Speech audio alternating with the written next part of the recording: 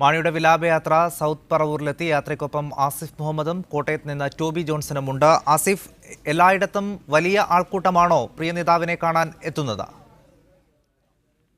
സായി, തീർച്ചയായും ഇപ്പോൾ സൗത്ത് പറവൂർ കഴിഞ്ഞ വൈക്കത്തോട് അടുത്തുകൊണ്ട് ഇരിക്കുകയാണ് വിലാപയാത്ര. വലിയ ഒരു ആൾക്കൂട്ടം തന്നെയാണ് എല്ലാ പ്രദേശങ്ങളിലും ഓരോ ജംഗ്ഷനുകളിലും കെ എം മാണിയെ കാണാൻ എത്തിക്കൊണ്ട് ഇരിക്കുന്നത്. നേരത്തെ നിശ്ചയിച്ചത് പ്രകാരം 12:30 കൂടി മാണിയുടെ വിലാപയാത്ര കോട്ടയത്ത് എത്താൻ കഴിയുമെന്നുള്ള പ്രതീക്ഷ ഉണ്ടായിരുന്നെങ്കിൽ പോലും അത് ഇപ്പോൾ തന്നെ ഏകദേശം 1 മണി കഴിഞ്ഞിരുന്നു. 1 മണി കഴിഞ്ഞപ്പോഴും വൈക്കത്തിന് സമീപം എത്താൻ മാത്രമാണ് വിലാപയാത്രയ്ക്ക് കഴിഞ്ഞിരിക്കുന്നത്. അവിടെ നിന്ന് പുറപ്പെട്ട സമയം മുതൽ വലിയ ഒരു ജനക്കൂട്ടം ഓരോ ജംഗ്ഷനിലും കെ എം മാണിയുടെ ഭൗതിക ശരീരം ഒരു നോക്ക് കാണുവാനായി തടിച്ചുകൂടിയിരുന്നു. അതുപ്രകാരം ഓരോ ജംഗ്ഷനിലും നിർത്തി ആളുകൾക്ക് അത് കാണാൻ ആവശ്യമായുള്ള സൗകര്യം ചെയ്തു കൊടുക്കേണ്ടി വന്നു. അങ്ങനെ വലിയ ഒരു സമയമെടുത്തുകൊണ്ടാണ് ഇപ്പോൾ വിലാപയാത്ര കോട്ടയത്തേക്ക് പൊക്കൊണ്ട് ഇരിക്കുന്നത്. ഏതായാലും കോട്ടയത്ത് എത്തിയാൽ പോലും നേരത്തെ നിശ്ചയിച്ച അരമണിക്കൂർ സമയം എന്നുള്ളത്, പൊതുദർശനം എന്നുള്ളത് ഒരു പക്ഷേ മണിക്കൂറുകൾ നീളാനുള്ള ഒരു സാഹചര്യം ഇപ്പോൾ നിലവിലുണ്ട്. കാരണം വരുന്ന വഴികളിൽ പോലും ഇത്രത്തോളം ആളുകൾ കെ എം മാണിയുടെ ഭൗതിക ശരീരം കാണാൻ തടിച്ചുകൂടുന്ന ഒരു സാഹചര്യത്തിൽ ഇനി പ്രത്യേകിച്ച് ഇപ്പോൾ കേരള കോൺഗ്രസിന്റെ ഒരു ശക്തി കേന്ദ്രങ്ങളിലേക്ക് ഇത് കടന്നിരിക്കുകയാണ്. അതുകൊണ്ട് തന്നെ വരുന്ന മണിക്കൂറുകളിൽ അത് കുറച്ചും കൂടി.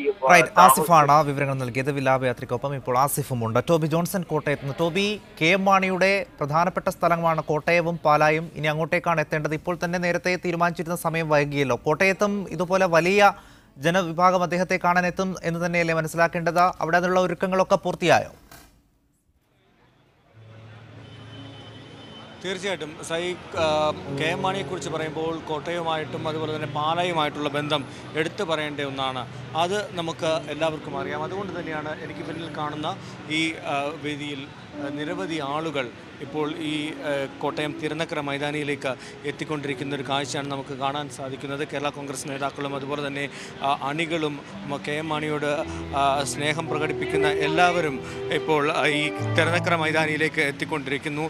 നേരത്തെ തീരുമാനിച്ചത് പ്രകാരം 12 മണിയോടുകൂടി മൃതദേഹം കോട്ടയത്തെ പാർട്ടി ഓഫീസിൽ എത്തിക്കുമെന്നാണ് പറഞ്ഞിരുന്നത്. എന്നാൽ അതിപ്പോൾ വൈകിക്കൊണ്ടിരിക്കുന്നു. ഇപ്പോൾ 1 മണിയായി. ഇതുവരെ എറണാകുളം ജില്ലയിൽ നിന്ന് കോട്ടയം ജില്ലയിലേക്ക് കടക്കാൻ സാധിച്ചിട്ടില്ല. അത്രയധികം ഒരു ജനപിന്തുണ കെ എം മാണിക്ക് ലഭിക്കുന്നുണ്ട്. അവസാനമായി കെ എം മാണി ഒരു നോക്ക് കാണുന്നതിന് വേണ്ടിയുള്ള ആ ഒരു തിരക്ക് അതുപോലെ ഉണ്ട് എന്നാണ് നമുക്ക് മനസ്സിലാക്കാൻ സാധിക്കുന്നത്. എന്തായാലും കോട്ടയവുമായും വളരെ അടുത്ത ബന്ധമുണ്ടായിരുന്ന അതിൻ്റെ ഒരു നേർക്കാഴ്ച തന്നെയാണ് നമുക്കിവിടെ കാണാൻ സാധിക്കുന്നത്. എന്തായാലും KC ജോസഫ് ഇപ്പോൾ നമ്മളോടൊപ്പം ഉണ്ട്. എങ്ങനെയാണ് മാണി സാറിനെ അനുസ്മരിക്കുന്നത്? കെ എം മാണി സാറ് കേരള രാഷ്ട്രീയത്തിൽ പകരം വെക്കാനില്ലാത്ത നേതാവാണ്. അദ്ദേഹത്തിന് പകരം മറ്റൊരു കെ എം മാണി ഉണ്ടാകാൻ പോകുന്നില്ല.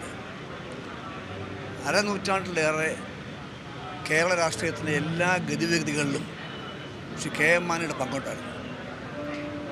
ഭരണകക്ഷിയിലാണെങ്കിലും പ്രതിപക്ഷത്താണെങ്കിലും അദ്ദേഹം ഏത് ഭാഗത്താണോ ആ ഭാഗത്തിൻ്റെ ഒരു കൗരവ യുദ്ധത്തിലെ അർജുനൻ്റെ റോൾ അദ്ദേഹത്തിനുണ്ടായിരുന്നു.